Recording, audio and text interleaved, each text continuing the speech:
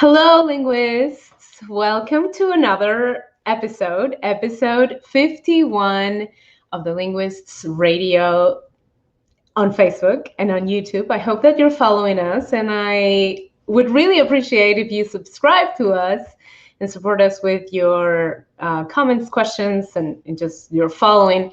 Thank you so much for being here. Tonight, we have our last episode of the season. This is the season finale. And we have a very special guest. I have taken the time to offer you guys very special people, guests, in every single one of our episodes because I wanted to share all of the things that I was learning as I was creating this podcast, producing this podcast.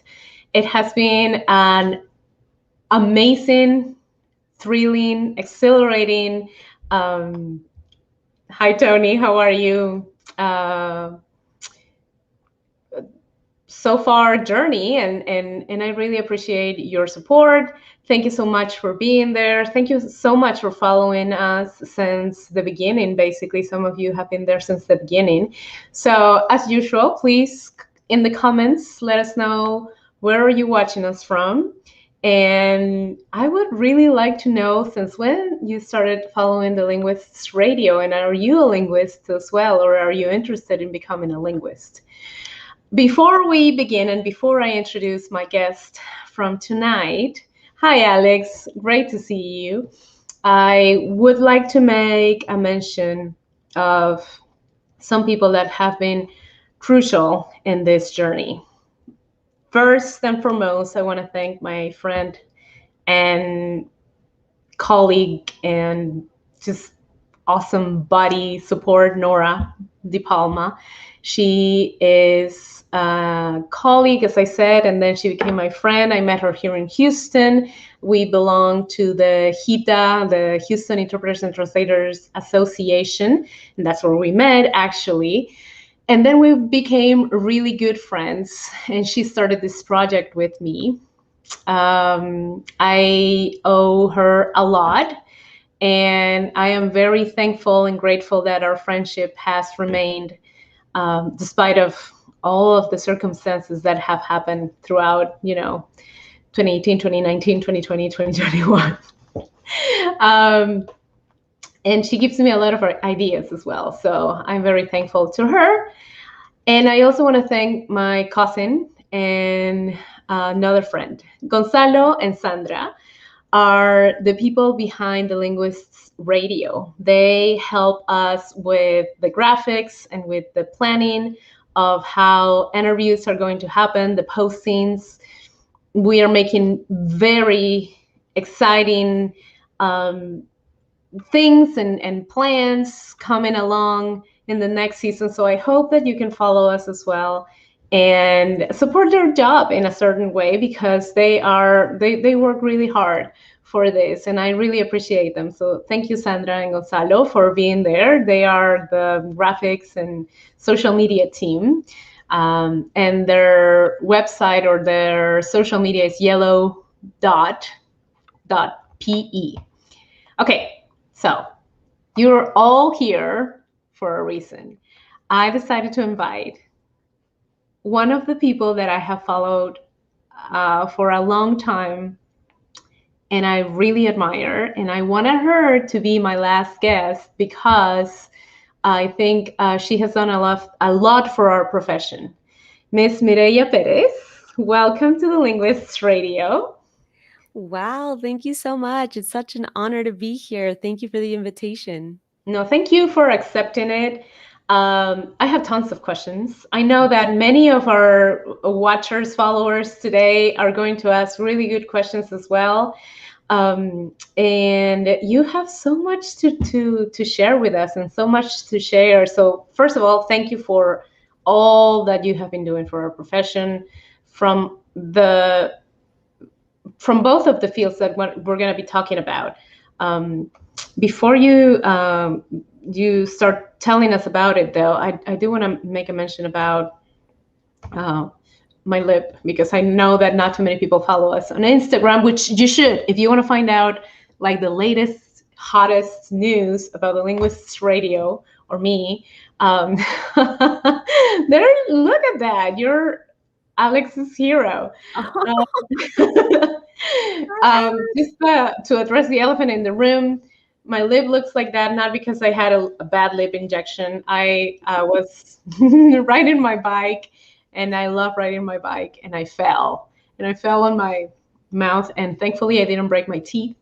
But that's why I have this. So, not any more questions about that. You already know. For those that maybe are interested in getting the lip service done and it's too expensive, that's an Just go and alternative. crash your bike. Yeah, just don't fall off your bike. Ah, beautiful. Okay, so let's talk about Miss Mireya Perez a little bit. Mireya, please tell us a little bit about yourself. Tell us a little bit about your bio. Well, let's see. I started in the interpreting profession professionally back around I think a little over 10 years now. What are we, 21? A little over 10 years now. And I started at first as a medical interpreter. So I completed community interpreter training at a local community college. And then I went and got my certification through MBCMI, and I started working in a general hospital. Later, I transitioned into a children's hospital, which was a wonderful experience, just because of the different types of personalities that were there. And by personalities, it was more of, the interpreters from different regions of Latin America and Mexico, and it was just a very rich, culturally rich experience for me. In addition to that, the hospital also had a very robust system of interpreting, for interpreting services rather. And little did I know that that was going to become a model for me later on in the future, which ended up happening later on, that I transitioned to the K through 12 public education school system as a professional interpreter. And my world turned upside down after that. So, this is a question that if you have watched the show, you might know that I ask many of the guests, what took you to become an interpreter? It's funny because perhaps like many others, perhaps, I felt that my biggest asset that I had was a second language. And I wanted to know how I could use that, how I could leverage that in order to help my community. But I didn't want to just use it, uh, as you would like in school, or as your mom would, would want you to use it. So I ended up going to school for that. I did when I was young, and why I thought about it. There was a flyer in the courts. That's a whole other story. I wasn't there for myself, um, but that did talk about becoming a professional interpreter. So it stuck with me later on. But That you go ahead. No, yeah, I was gonna say, and I just remember that's something that came up later on when I thought, what am I gonna go to school for? And that flyer, that branding of the role in the court system stuck with me through the years. I love that. And I was going to say, you decided to go, after you saw that in the court, though, you decided to go to the medical field first, or that's where you started. Any particular reason for that? Yeah, actually, there was a very specific reason, and that was because while I was going through my schooling, it was during the times where we were going through an economic recession, and I started seeing more layoffs in the court systems than hiring. But I would see more requests or more job announcements for interpreters. Specifically, they were looking for certified interpreters, which at the time the professors were like, they've rolled out this new certification. At least in my area, that's what we were seeing. So it was really one of my professors that encouraged me to go get certified in the medical field first, like when I was going to finish the program. That's awesome. I remember that one of our guests, Rafael Treviño, also had a very similar experience. It was one of his professors that was, or actually not a professor, but a teacher in high school that advised him to go and try the interpreting world professionally. And he did, and he's an amazing ASL interpreter now. So kudos to those professors and teachers and educators who motivate people who have the skills to start this career at a professional level, because it does make a difference, doesn't it? For sure. Yeah. Absolutely. Yes. Kudos to them. So you said something, and then here's the key word where we're going to have the start of our conversation, the branding about interpreting. You have a website called, I guess you're the founder of Brand the Interpreter. Tell us a little bit about Brand the Interpreter. Yeah, Ren the interpreter, my baby. It really just that was born more of a need for more visibility. We were looking for I was looking for just to be able to connect with others that were also professionally trained interpreters coming into the education field, or and that there really wasn't anything out there. It was very limited. I really couldn't connect with someone that had transitioned from whether it be the courts or the medical field. Not to say that they didn't exist, I just couldn't easily find them. See, and so after wanting to connect with people, wherever that may be, sending out sometimes emails to see if they would be willing to chat with me and let me know how they created their systems in their school districts, sometimes hearing back, sometimes not getting a response. I felt like there was just a need for more visibility of the role and really the profession in general, because one of the things that I encountered in the school district was a lack of understanding for the role. We were kind of like, mixed in with every other bilingual staff member. And it was kind of like tomato, tomato, right? It's if you do it, she can do it too, type of situation. And so it really was born out of a need for me to create more visibility in the profession.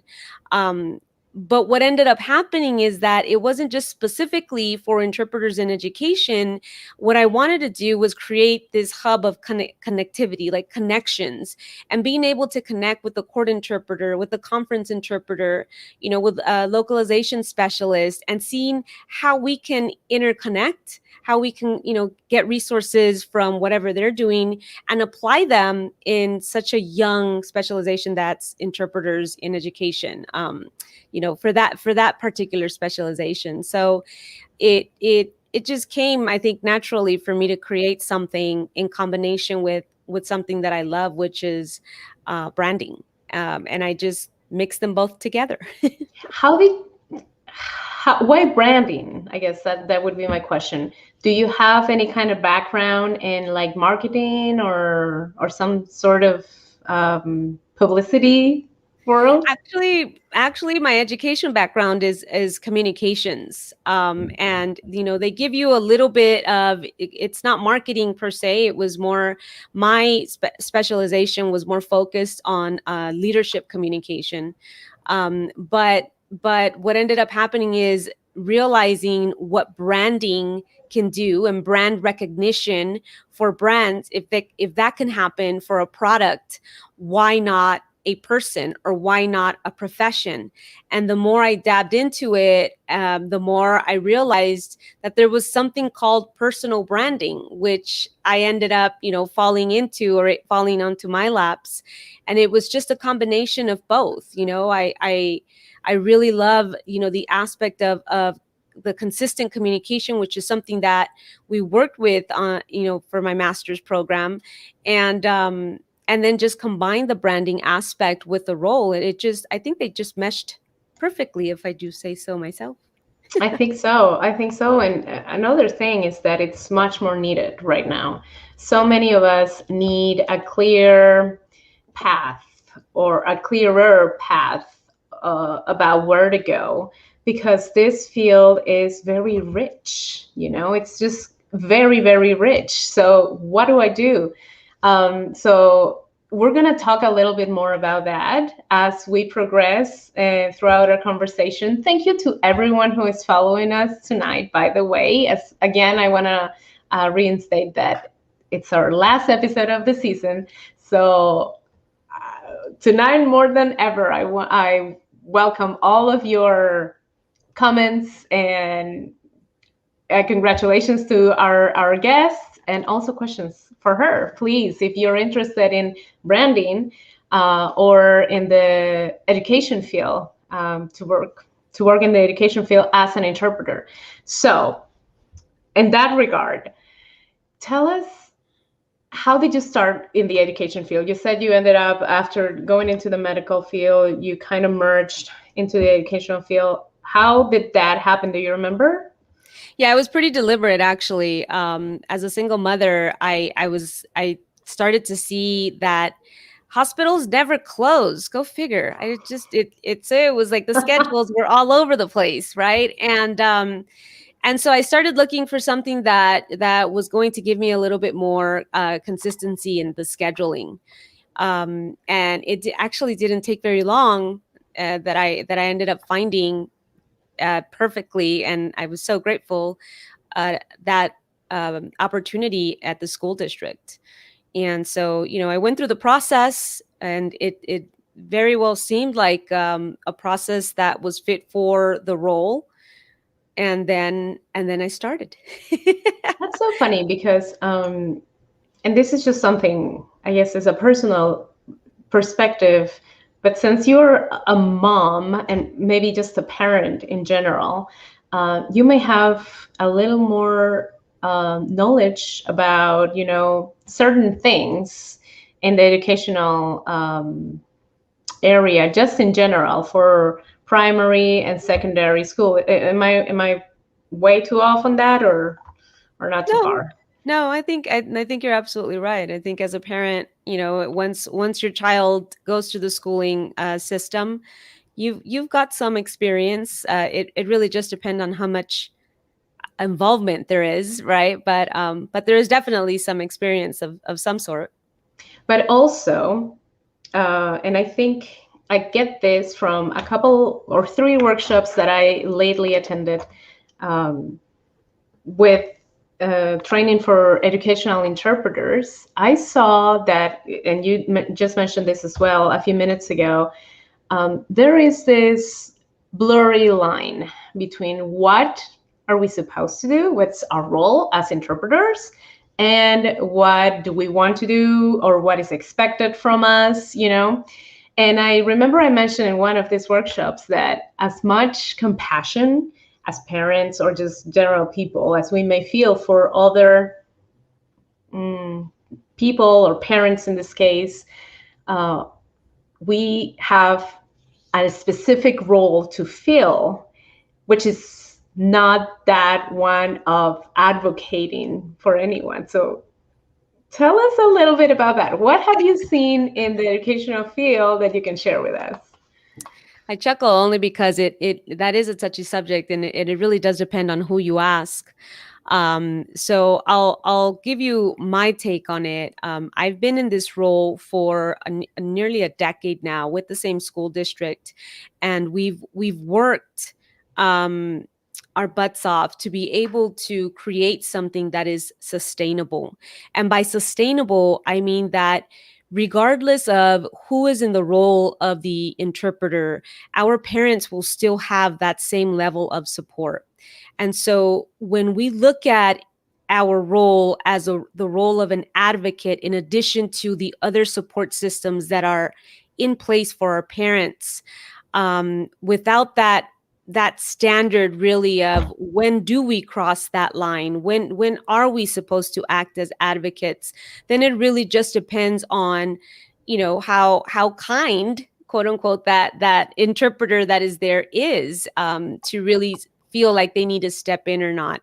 I had a colleague, another fellow interpreter, say one day, which I think fits perfectly, that the interpreter role is a social justice profession, right? And so most of the time when we decide to become interpreters, it's because we feel like we want to give back in some way, shape, or form. We're trying to give back to our community. We're trying to help our fellow LEP families. And by help, we think that, that means reaching out and connecting them with the right sources, or doing, things for them in a way. We've really strived in our school district to really create what we've learned in one of the community interpreter programs, which is this notion of communicative autonomy, which is every person responsible for their own communication.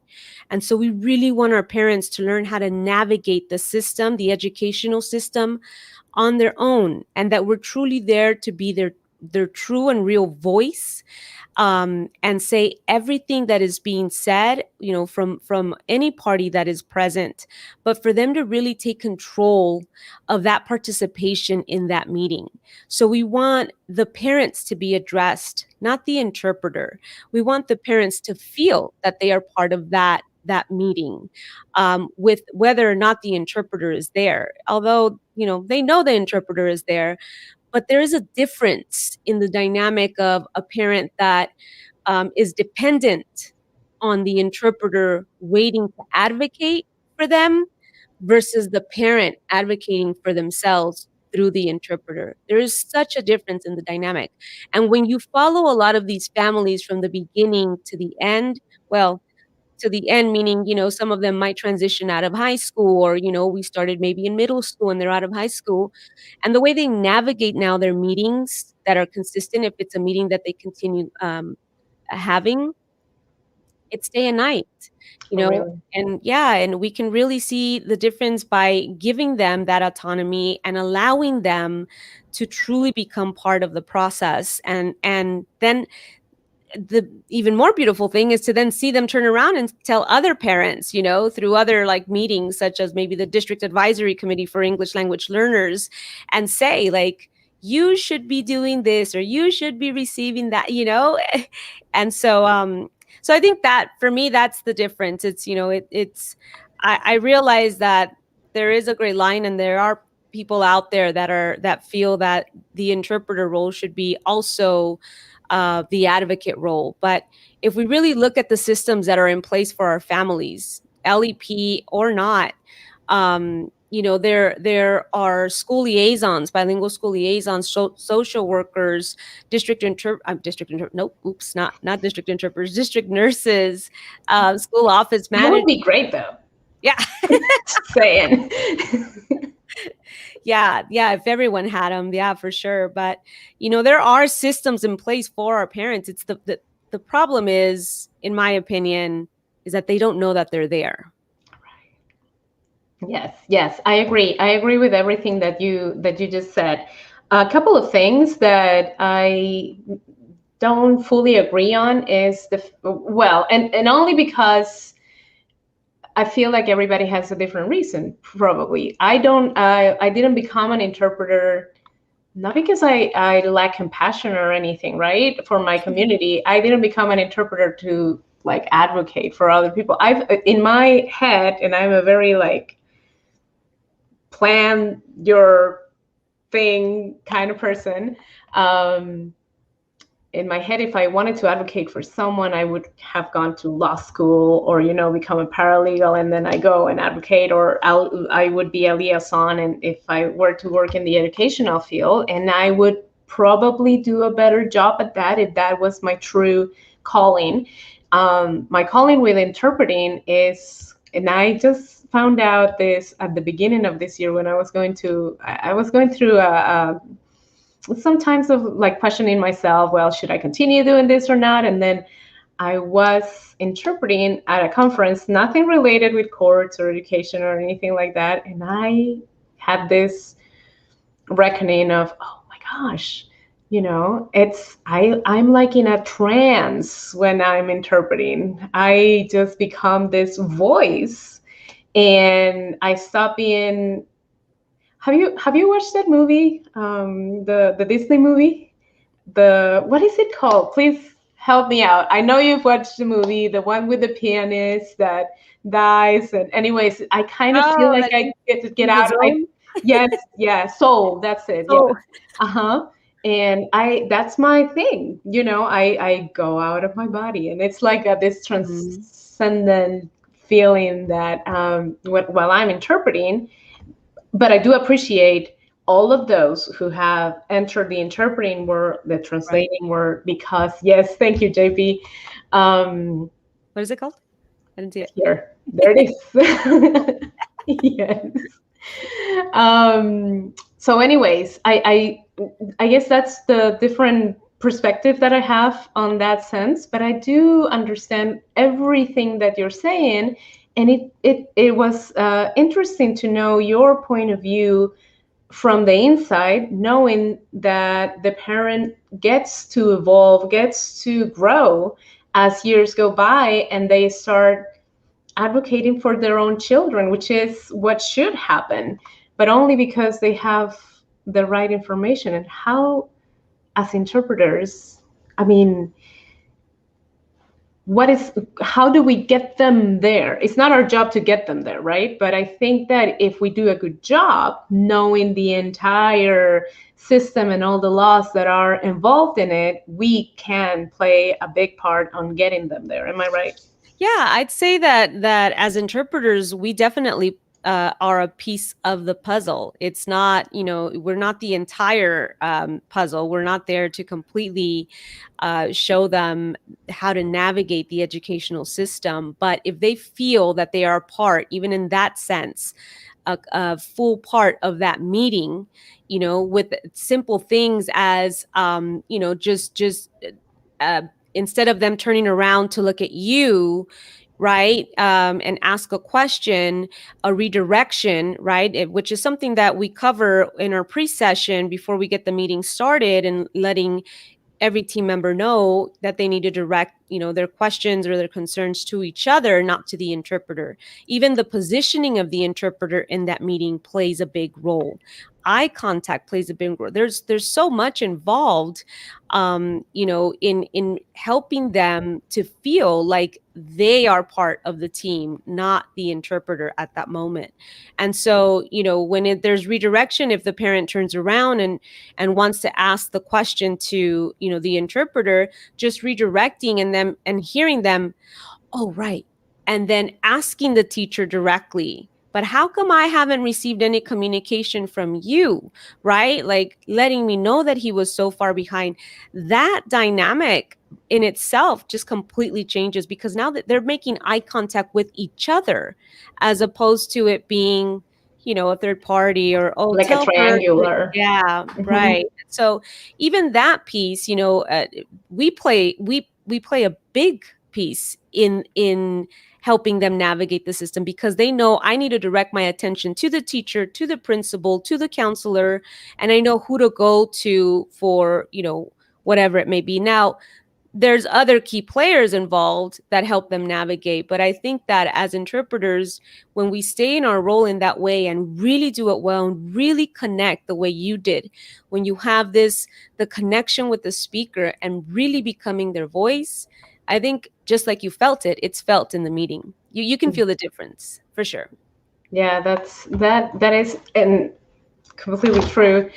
There are several groups of people across the country, actually across the nation, creating associations to create standards and code of ethics, specifically for the education field. Um, there are, I think they are all making great progress.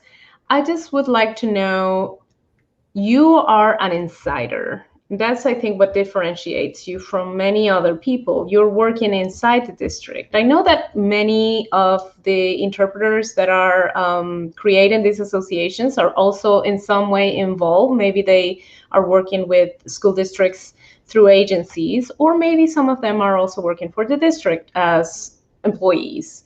But I'm just wondering, do you think that from the ones that you know, are they addressing the points that should be addressed? I think from the one that I do know, That's the important thing about being able to connect with the different types of interpreters that support the school systems, and having that diversity in the team is crucial, because while it may not be as common, perhaps it is something that the more we talk about language access at a national level, perhaps the more that this is going to become a thing, perhaps, but nevertheless, for a situation such as mine, and just so that I can clarify to your audience, I am a K through 12 school district interpreter full time, 8 hours a day, 12 months out of the year, of the calendar year. I'm not off when the kids are off. I'm present those 12 months. And so my job consists strictly interpreting at meetings and translating district level communications. So I'm in it all day. And there is a difference. The dynamic is completely different, because our job is just with the role. And I say just, like, but there's so much involved to that, right? Like, is busy enough.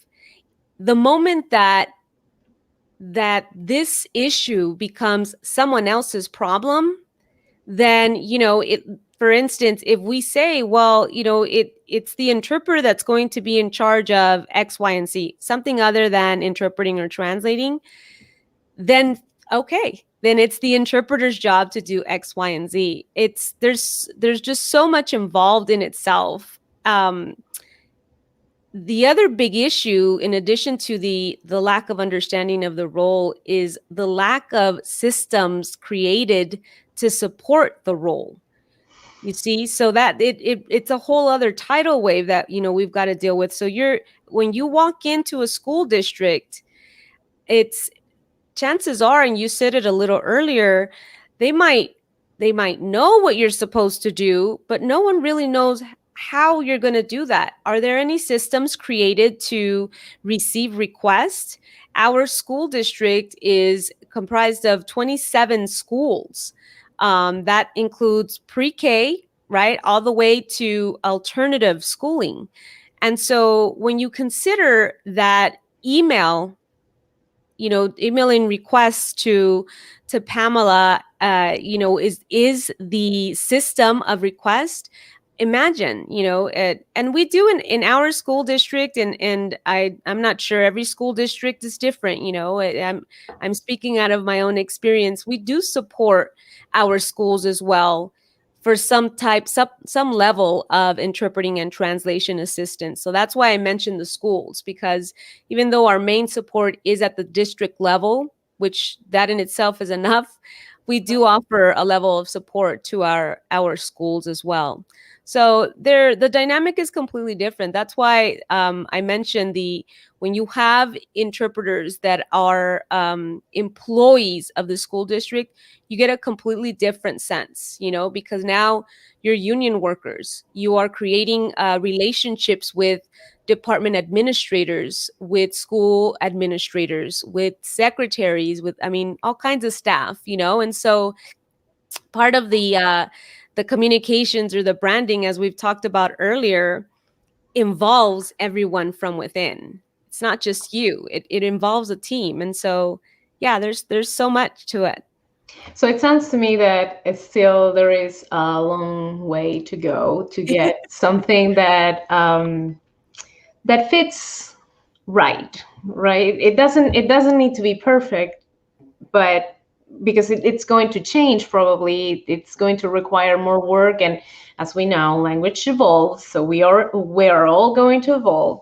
But it does sound like it needs, and that's what I've seen as well in the workshops that I've attended to, or the trainings that I've attended to. It's like there is a lot of disparity between all of the people that are taking the trainings, which is it's not good or bad. It's just the way things are at Right. the state that things where things are right now. So this all ties in, I think, into the branding, as you said, because as we are able to communicate better what is our role, what should we expect from our our profession. I think that we would have better results either in being contracted as employees, or if we are just being contractors that attend to meetings, IEP meetings, or any type of conference in the educational setting. Um, it all comes to the branding. How would you tie this up? Like, let's try to do a role playing, if that's okay with you. Sure. Okay, so I'm interested, Mireya, in becoming an educational interpreter. I have interpreted, I have interpreted in the court system and in the immigration field mostly, and I feel like because of that, I kind of have a good leverage of um, intercultural status, I guess, of our immigrant families that come to the States, to the United States. So, first of all, what would you recommend? Where should I start?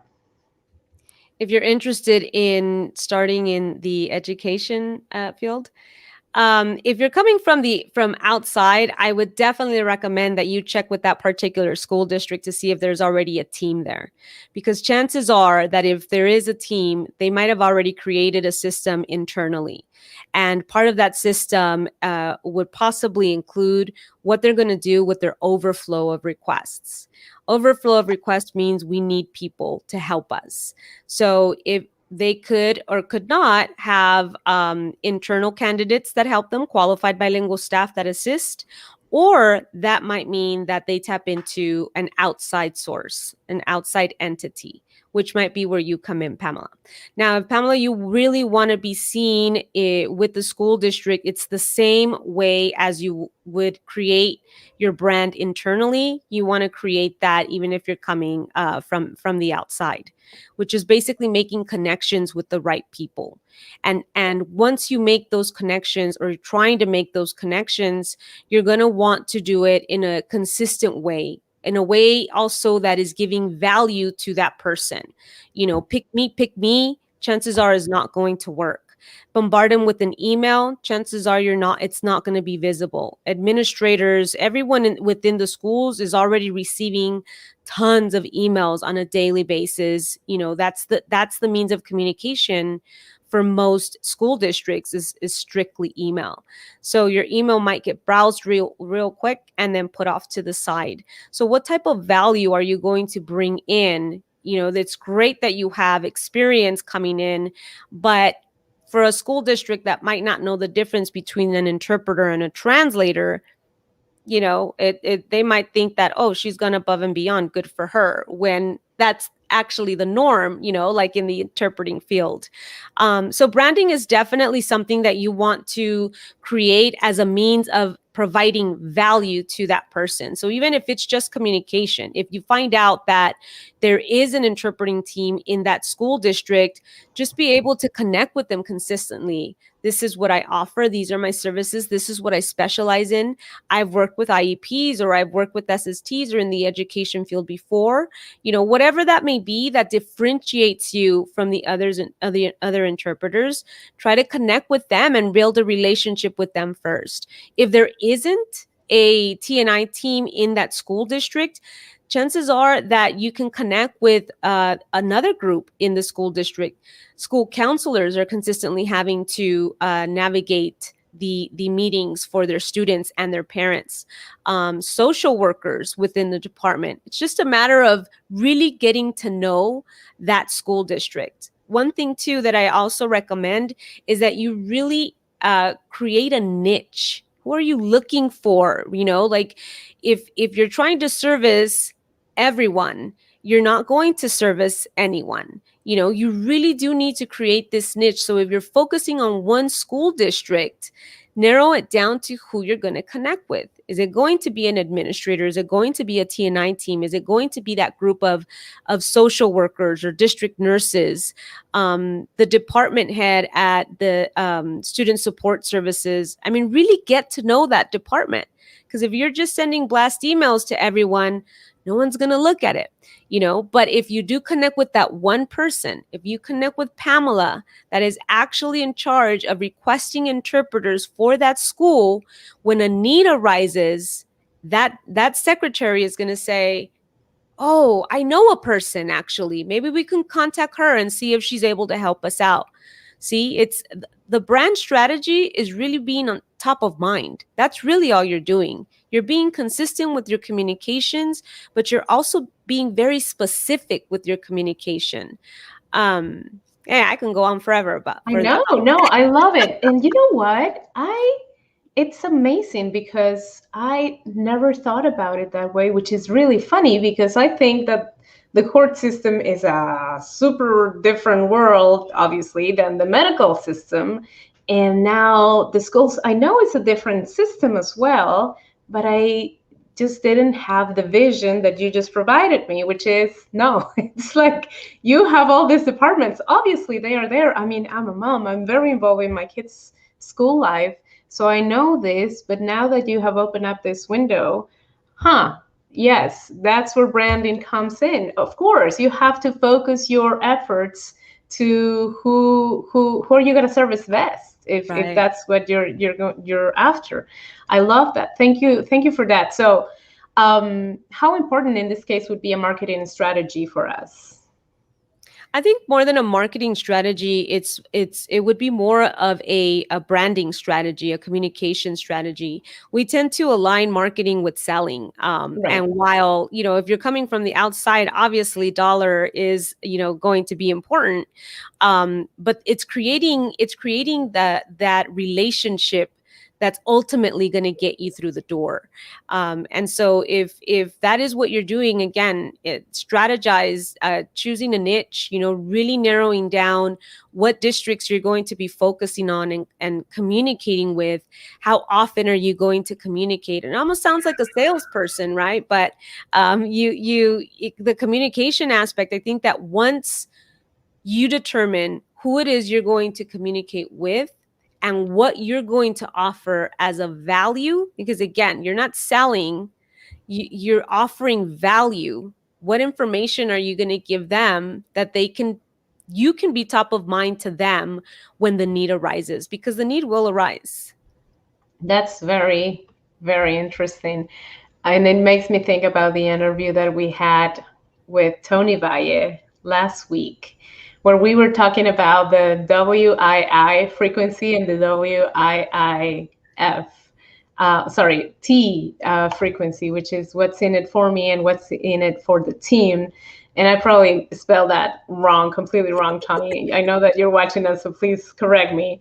But exactly that. That is the what's in it for me and what's in it for the team. What do I have to bring to the table? Look, if you hire me, these are the skills, the quality I'm going to offer, and nobody else can offer that. And I love that. Thank you.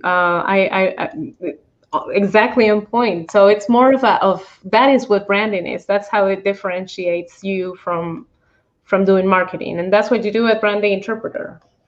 At Brand the Interpreter, what I offer is a platform to create visibility for the language professional. So it's kind of like a win-win situation. I'm able to tap into the vast knowledge that's out there with so many professionals across the world. I'm able to gather ideas and thoughts and motivation and creativity from them. But I also, my job, for me, that I feel, is branding them and branding their role and creating a brand of themselves, that personal branding aspect for them. And part of why I love that is that, I'm making connections with people outside of the industry, and they're getting to know the professional and the profession as as a professional, like, oh wow, that person had a degree in, whatever it was, whatever it may be, and now they're doing interpreting, but in that particular field, that's pretty incredible. I never knew that X, Y, and Z. And it's like, so for Brand the Interpreter, I just feel like it's really what it is. It's a win-win. We tap into the vast knowledge of these great professionals that are out there, and we help brand their story, because everyone has a story, and everyone's story is actually part of the branding process. Right. what experiences have you had? How can you connect them? How can you share that to provide value to others? That's your brand strategy right there. I love that. I really like that. And that's you also have a podcast, which is would you say it's like what made you more known to the field, to the public? Yes. Absolutely. Yeah, I am a very behind the scenes person first and foremost. And I love everything that's on the back end. I love being able to put things together and sending them out. No one really knows who's behind the work. um, so that's why the podcast, because it's to me it's like, oh, there's no video involved. It's all the back end and it's just voice, right? But absolutely, I think Brand the Interpreter has created more opportunities that I would have ever imagined.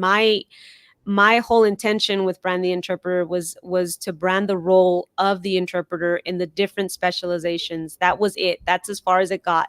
I wanted to tap into their knowledge. I wanted to hear directly from them. I didn't want to wait for the conferences, and chances are that at the conferences I wouldn't be able to speak to them.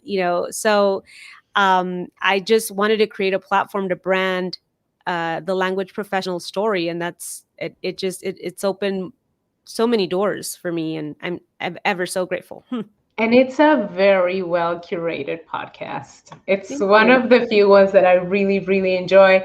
And Pantuflas is obviously Obviously. another one of my super favorites. Yes. Thank Um, you.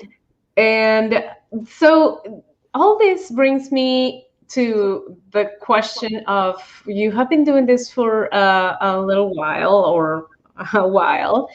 And I wanted to ask you if you have found any weaknesses um, on how our colleagues brand themselves when doing that, when going to applying for jobs or just from agencies, and they might have missed an opportunity because they weren't branding themselves properly. I mean, what are the weaknesses that you have identified, if there are any? Oh, how much time do we have left? No. Yeah, No, I'm oh, yeah, sure.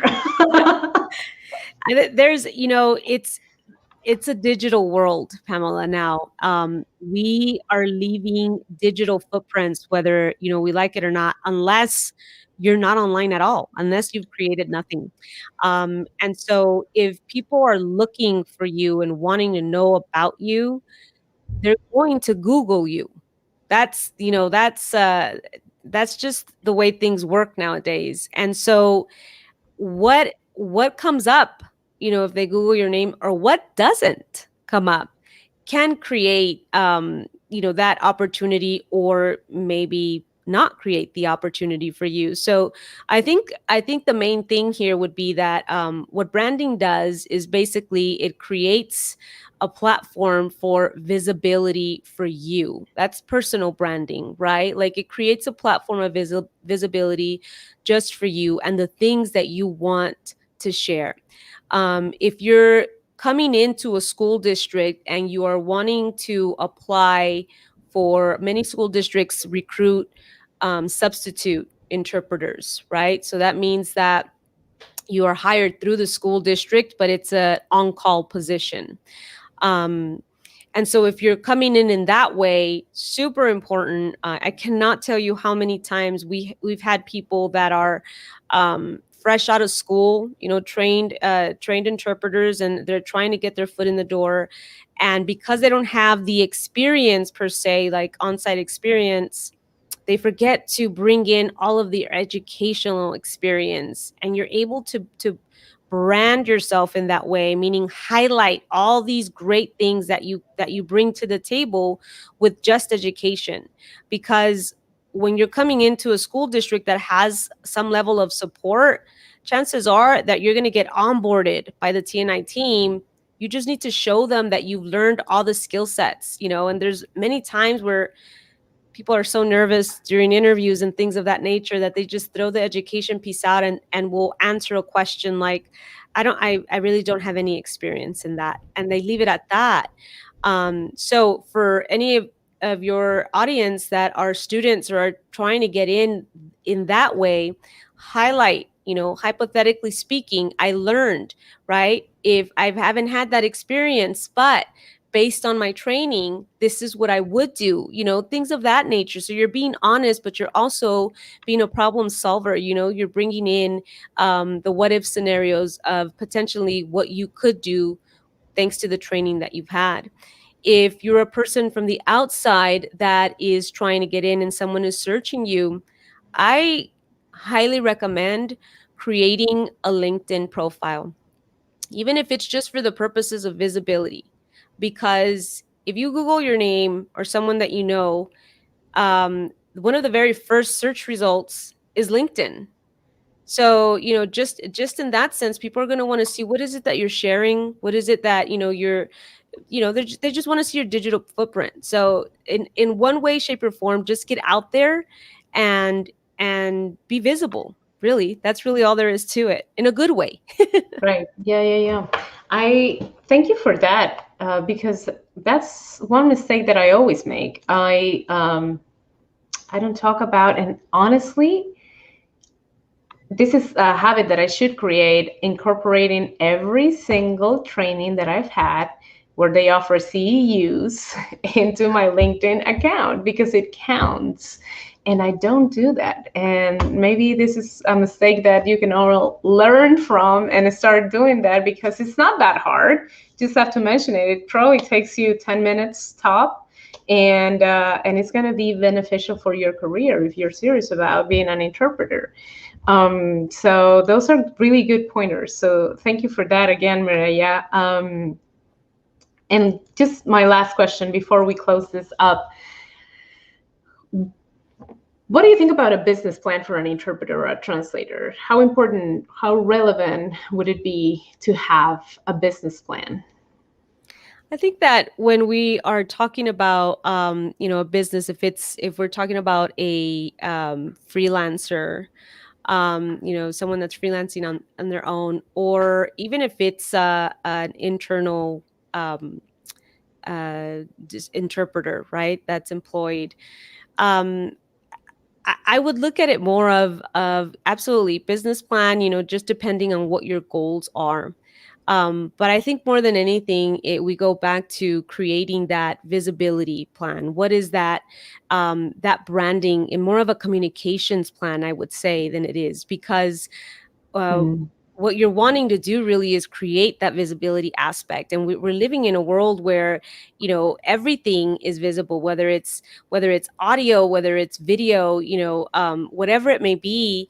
People are looking for things, they're wanting to find things, and if you want to be top of mind, then you have to be visible. So I would say, more than anything, strategize to create some sort of communications plan. If you are wanting to be more visible in your particular region or area, what is that going to look like for you? And creating a plan is absolutely important, because it really does chunk it down to baby steps that you can take in order to create, or rather reach your objective. So I would say, business plan, absolutely, depending on what it is that you're working on, but more so create some sort of communication strategy, because that works both if you are a freelancer or if you are an employee of the school district. That creates visibility, that constant connection, that constant value that you're offering. And ultimately, for the freelancer, ideally it's going to create business for you, right? Even if it's not directly from the entity, it could be by word of mouth. It could be someone else that says, I don't specialize in that, but I know a girl that does, and that's what visibility does for you. Internally, people begin to see you as a professional that you claim you are. So creating that communications plan is super important, even if you are an employee of the district. yeah. And you know what? I was also going to say, ultimately, that's what we are. Um, we are communicators, right? So that would be exactly it. Our business plan is creating a communication strategy to highlight what do we have to offer, where do we want our potential clients or employers to focus on. And you have done a fantastic job at creating visibility for yourself or brand interpreter. Have you had experience in helping other colleagues as well, doing this? You know, part of the, and if Tony is still here with us, of course he's just gonna say preach, because it's so true. Um, it when we started this whole process, the very first thing that we knew we had to do was create a team. This isn't it can't be a solo venture. You're not going to get very far alone. We create movement with numbers. And so I can't say that, I've helped to brand necessarily a specific person in the district, but I have helped in a way brand the team in the district, so that we're seen as a team, so that when they think of one, they think of all. So that when they're thinking about anything interpreting related, they're also thinking about our bilingual qualified staff that perform the duties of an interpreter if it's a dual role position. So I'd like to think that in that way, yes, I have helped in a way create that understanding of the role, just by the value that we're bringing, just by the communications, just by the systems that have been created. And I feel that I've had some responsibility, something to do with that. Outside of the district, however, I do coaching as well, and so I do work with individuals that are interested just in creating a personal brand for something that they've had at the top of their mind and wanting to do, but don't really know how to approach it because they're not known in the field. And so that's something as well that I do on the side. That's That's outside the district. right, right, right. I love that. I'm very interested in all that has to do with coaching because I think it's fascinating how people can pour all their experience into, kind of mentoring almost someone else.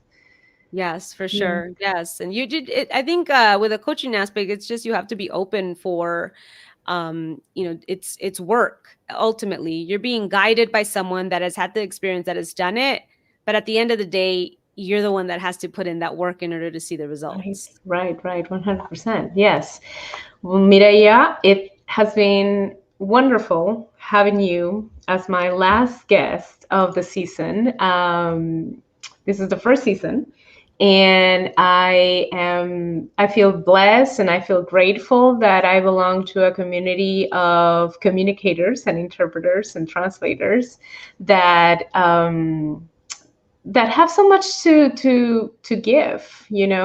I have taken a lot of thought, put a lot of thought, I should say, in who are my guests are going to be.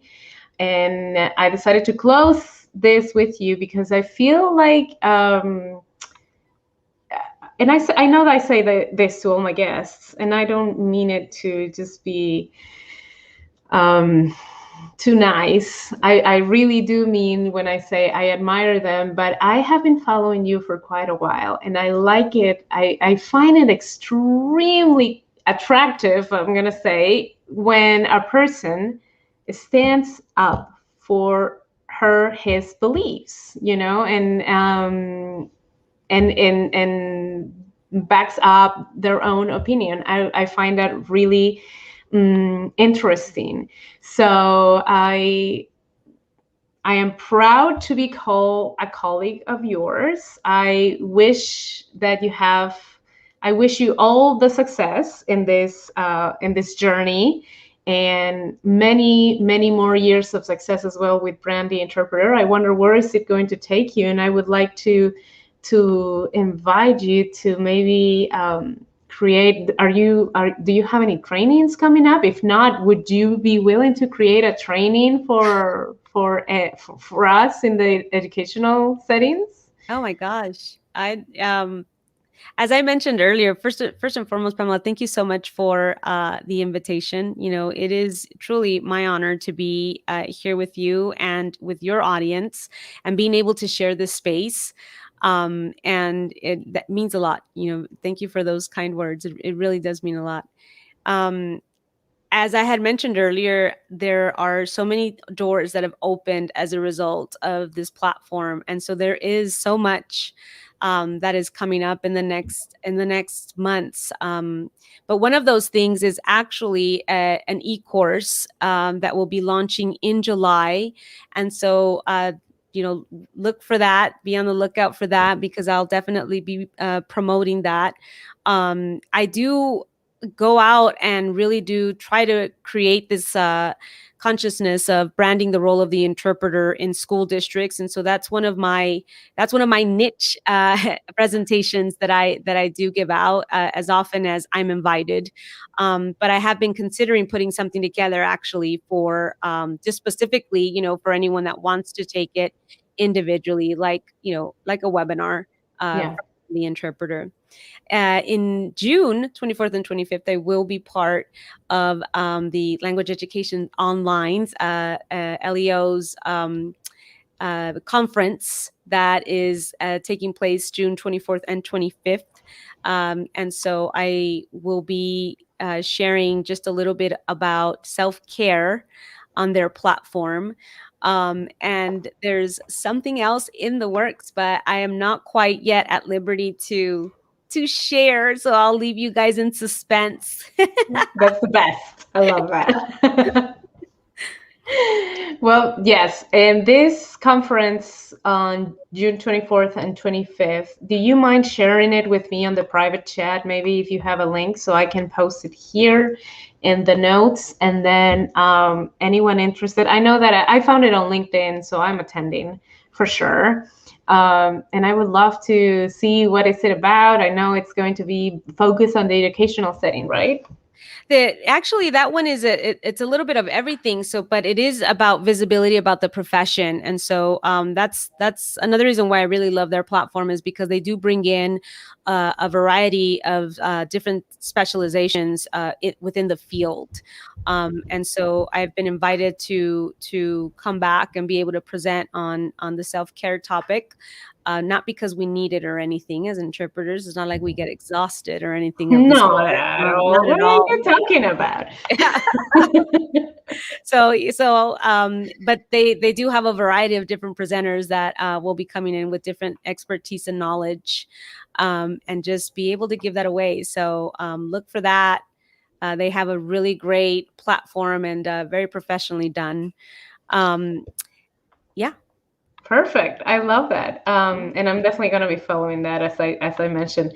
Well, linguists, today I have to say, coincidentally, is a day of closings. Today, three of my kids finished school this year. We are very blessed to live in a state that has reopened their schools last year, and so I had the privilege of sending them back to school, and they have been, well. And today was I was talking to many of the school personnel, staff, and we were all just well, talking about, reflecting about what has happened in the last few months and how we have all been through this wave of unexpected circumstances during the last months. Today is also, as you know, the last episode of the season of the Linguists Radio, and we had Mireya Perez with us, who is a wonderful, wonderful colleague, interpreter, and just a representative of our profession. She really brings out, I think, the best in the profession. So go check her out. Check out Brand the Interpreter podcast if you haven't checked it out yet. She is again, she curates her podcast very carefully. And it's an honor to have her. And I also wanted to make a mention of loss that we had this past week. Colleague here in Houston, Mr. Steven Marzuola, who was the director of communications at the HITA board, passed away unexpectedly. And so it is a day of closings, as I was saying, because today we were remembering him. And I just want to ask all of you linguists to please take care of yourselves, because as much as you may be a translator or an interpreter that works mainly with their voice or sitting down, we need to be taking care of our health, because we all have families to look after, and we have good examples to give to many of us, to little ones or just colleagues. So take care of your health, which is the most important thing. Really take care of your health. Really focus on what is good for you, and stay curious, which is the most important thing, I think, as an interpreter. We always have to keep training. We always have to keep learning. We have to stay up to date with the latest information. So stay curious. And I hope that you have enjoyed all these 51 episodes of the Linguists Radio. I appreciate your following, and please keep supporting us. We will be back soon with more episodes and some surprises for you. So don't miss any episodes in the future. Follow us here on Facebook, here on YouTube. Please subscribe, and also follow us on Instagram. Same in all three platforms, the Linguists Radio. Take care, everyone, and we'll see you again. Thank you, Isabel. Thank you, and have a good summer, everyone. Thank you, Mireya, again for being with us. My pleasure.